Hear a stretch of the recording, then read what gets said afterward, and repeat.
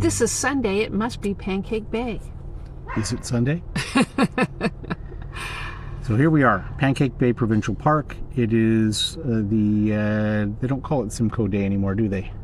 Must be because Simcoe is he was an old white guy who had power, so he must have been a bastard. Yeah. All right, well, civic holiday weekend. And this is the third leg of our Thunder Bay Road Trip 2025. Yeah, we've been here at Pancake Bay for 3 nights. 3 nights, and yeah, had a lovely time. The weather's been great. We're on an okay site. There aren't a lot of great sites in this park. The other thing to note, I guess, about the park at this time, buggy. Caroline warned us. Yeah, and it could be this year because we've noticed strangely no bugs in June, July when we were really expecting them, and more buggy in August. And we checked with the park rangers and they said, yeah, same here. The bugs seem to be a month behind schedule. So, right. So much for the best laid plans coming in August. Right. You can rent a canoe, but then you'd be canoeing on Lake Superior. And in other places, like in Batchewana Bay, they had signs about, hey, this is dangerous. Be careful that you do this the right way. I mean, you could do it because often it's, from our experience, it's often calm, depending on the time of day. Morning and late afternoon seem to be calm, but then canoeing on Lake Superior is boring. So, and conditions can change quickly on Lake Superior, yeah. And it can become scary fast. And when if you dump, you're dumping into icy water. Yeah. So, the park store is very minimal, but that's not a concern because there are places you can do some shopping close to the park. Let's talk about the Voyageur Inn, and their world famous in Northern Ontario apple fritters, which are really good. Yeah, they're big. You might want to split one between 2 people, or you might want to get 2 for yourself if you want to look like an apple fritter. Yeah, they were almost tasty new quality, but not quite. We did eat lunch there one day too, and it was good. It was not great. Also would suggest splitting one dish between 2 people. I didn't need dinner. Yeah, it was night. a lot of food, and not inexpensive. Yeah. But that's fine. It's a great spot to stop for gas. Easy to get in, even if you're pulling a trailer. No problem there. And there's a little bit closer to the park is the camping store. And can't miss them. They've got billboards for hundreds of kilometers around, which was not as good a place to eat, but you really liked the coffee there. Coffee was great. And, some interesting shopping, souvenirs, clothing, things like that. Yeah, and I think they had ice cream and... Yeah, you can get ice cream there. Decent washrooms and stuff. And, yeah. So also a good spot to stop if you're in the neighborhood. And, both places have a small selection of groceries. Right. We haven't been to the fill and dump yet, but we've had a look at it. It's interesting. It's sort of a two racetrack shape arrangement where there's basically two lanes of dump and 2 lanes of fill.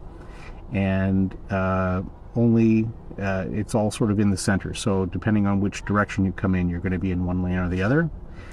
So you could bypass if you need to. You can fiddle around, get yourself pointed the right way, and hopefully it won't be too crowded as we leave in the middle of a long holiday weekend. And then there's a separate lane altogether for fill, which will make things interesting since we want to dump and fill on the way out. Right. So the dump and the fill are on separate racetracks. So you kind of exit one and enter the other. Yeah. Worth noting, the roads inside the park are potholy. They're bumpy, and even the parts that are paved are kind of washboardy, right? So you're Well, rocking back and forth. yeah, it's these weird. It's like a gigantic washboard. So as you drive on the paved part, there's a lot. You're just rocking. walking back and Yeah. forth. So which is fun with a trailer with all your stuff inside. Yeah, definitely creeping along the roads. There's speed bumpy, bumps. wavy, and they have speed bumps there to keep people from racing through. Yeah. So so don't race, and in fact go real slow. Yeah. 10 kilometers per hour, strongly advised. The other thing I will say is that the comfort station in Hilltop, where we are, is very old school. They have two other comfort stations in the main part of the park, and they seem to be more the modern iteration. Yeah, so the comfort station in Hilltop, by old school, showers are inside the washroom area. Again, I kind of like those showers because I think they stay a little drier on the floor, the non-shower floor part. But they're also hard to turn on. You have to press super hard on the button that's there. Yeah, things are not in perfect state of repair. And there's no laundry at that comfort station. You would have to go to one of the other comfort stations in order to do laundry. So even though we need to do laundry, we're in fact putting it off to the next park. It's also expensive here. It's expensive to do laundry so here. in Shoots it was $2.50, and here it's $3.50 and $4. Yeah, which is the most expensive that we've seen in a provincial park, mysteriously. Yeah. One thing we'll say that is even a little surprising to us is that the cell service here is excellent. Excellent. So no problem getting internet. There's been, family stuff going on, so we've been lots of calls and texts and things, but no problem getting cell service along here. Although we have, on the road here, even on the Trans-Canada, there were spots on the way here from Shoots that we had no service. So and we'll see how things go as we move up towards Wawa today. Yeah. So inside the park activities, hiking, there are some nice trails in the park and across the road from the park. So we went on something called the Nature Trail, which is 3.5 kilometers. It's a loop, and it happens to go more or less around our campground, so we could walk to the start of the trail and just follow it all the way along, and we're kind of back more or less where we started. And it was a very nice trail, interesting stuff, a beautiful forest. You can kind of see the forest behind us is quite nice. Although you can probably also make out that there's a kaibo.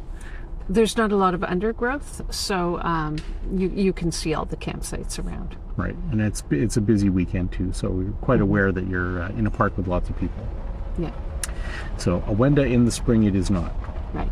But the trail was really nice. There were different things to see. Part of it's along the beach. Part of it is through different types of. There's a part that's a boardwalk through a bog. Yeah, and different types of forest that you go through. Yeah, no, it's an interesting trail, and it's not too difficult to walk. No, we would call it moderate. They call it moderate. We read it as moderate. Yeah. But we did use our bug hats for the first time. Yes, and we wish like it was super buggy. Super buggy. We got our bug hats on like as fast as we possibly could. Not quite fast enough. We would have put on our bug jackets as well, but we couldn't stand the thought of taking off the jackets that we had on long enough to get the bug jackets on. We got several bites even through our fleeces, right? And you were sprayed underneath your fleece, right? Yeah. And they didn't care. They didn't care. They were hungry, man. So note for next time we think we might be hiking somewhere buggy, just put on the bug jacket, and then if it's okay, take it off. Right. But don't wait till you're in, bug hell because you do not want to have to try to put on a jacket at that point if you're already wearing a jacket, especially. Yeah. It was a lot. Yes. And several, they went for your face a lot, the bugs, and you've got a little ring around on your arm somewhere, and I've got my neck and elbows and my hands. Lots of bug bites in our stay here. Yeah. So we talked a little bit about the paddling. We went to a discovery program. If you could And call it that. what we discovered is that they were ready to help kids color. Yes. And that was kind of about it. Yeah. But we got a strong recommendation about the iNaturalist app. Yes, which I downloaded and discovered it uses a lot of data, and I'm worried about running out of data by the time my data resets, so I'm not going to use it till I have Wi-Fi, but I am taking more pictures of plants that I'm curious about so I can look them up later. So in terms of things we didn't do, they have another set of trails called the Edmund Fitzgerald Trail, and it's basically there's an out and back. It starts with an out and back, and then there's a short loop, or it's actually a long loop, and an even longer loop. And we didn't do those after doing the nature trail because we'd had enough of the bugs, honestly. Yeah. But and we were ready for an easier day. Yeah. Yeah. So but probably we're seeing if we could come at a time when the vistas that it offers would be worthwhile, because the wildfire smoke has also been a factor in terms of what you can see. Yeah. Looking out over the lake and that kind of thing. Probably be great. Yeah. Outside the park, we did a visit to Batchewana Bay Provincial Park, which is just down the road a little ways. It's a day use only park, and basically it's a great big long beach. Yeah. And honestly, the Pancake Bay beach is better. Yeah. No reason to go to Batchewana Bay when you're already at Pancake Bay as far as beaches go. They say it has the warmest swimming water on Lake Superior, but just feeling it with my hand, it does not mean it's warm. Warmest is different than warm. The least icy swimming water on Lake Superior. And the other thing that we did do is took a visit to Chippewa Falls. Chippewa Falls. Which is, again, 15 minutes down the highway? Yeah. And, totally worthwhile seeing.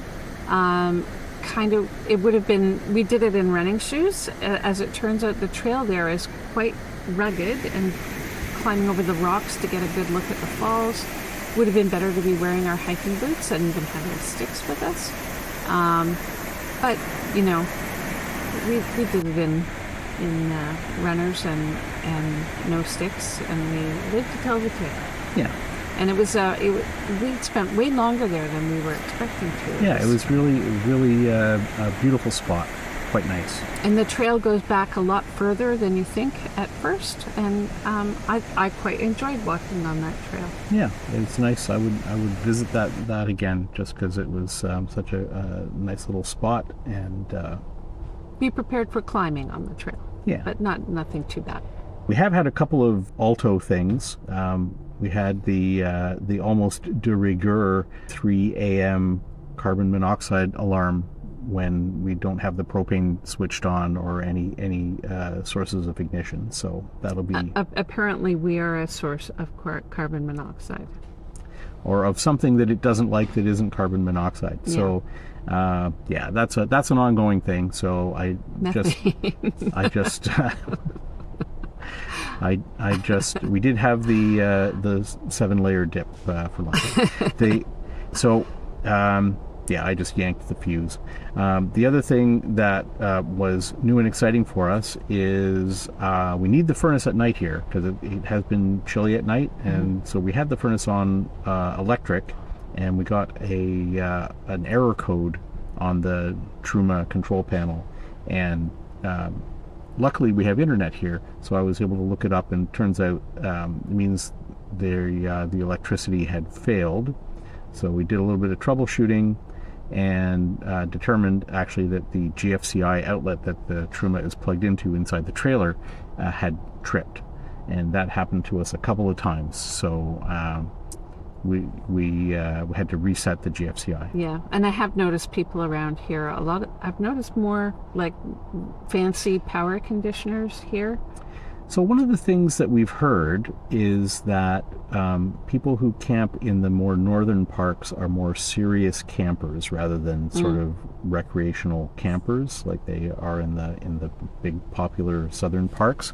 And another indication that that's probably true, apart from people have the gear, is there's a surprising number of people with tents for their substantial wood piles. Yeah.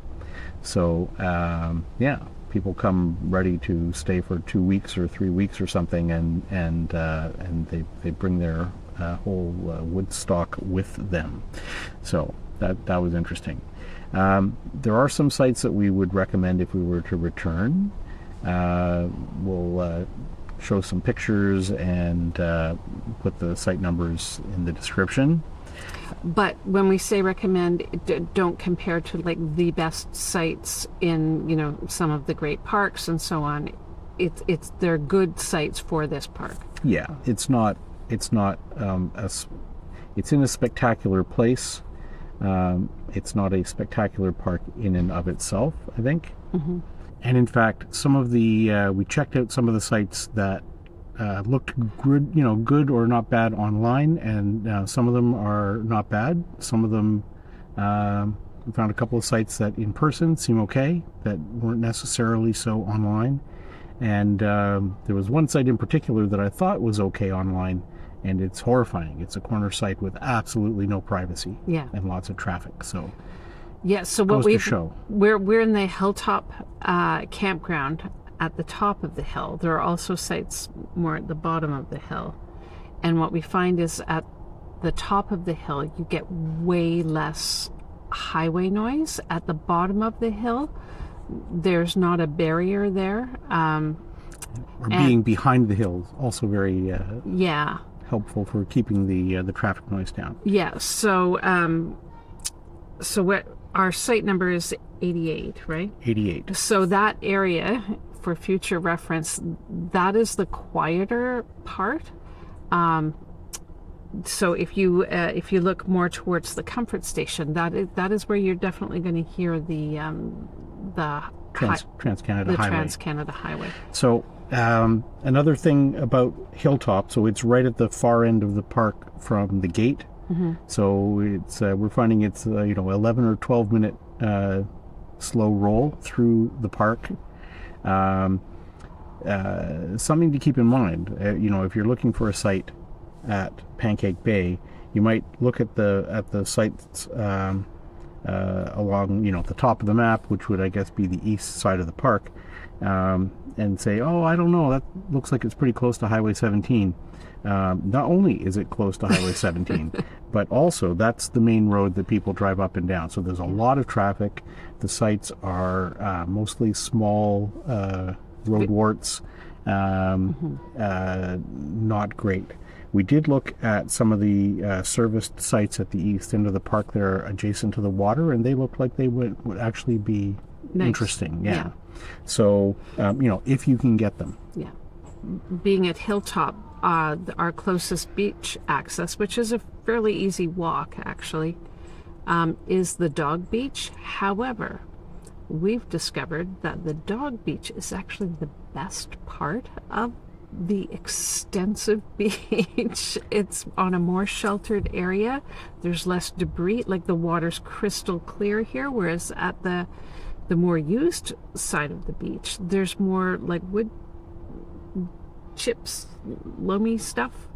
But the dog beach area is nice. I mean, the whole beach is really quite good. It's the lovely soft sand. The water is cold, as you would expect. Yes. The beach is huge. It runs the whole length of the park. We walked most of the length of the beach. It was 45 minutes each way, so it's a long beach. Rivals Lake Erie, except of course, the water is Lake Superior water, not Lake Erie water. And when he So, says most of the length of the beach, he meant most of the length of the beach within the park. within the park. There's and it more continues. It goes on and on and on. So, quite amazing. Yeah. There we are, Pancake Bay. Next stop, White Lake. Here we go.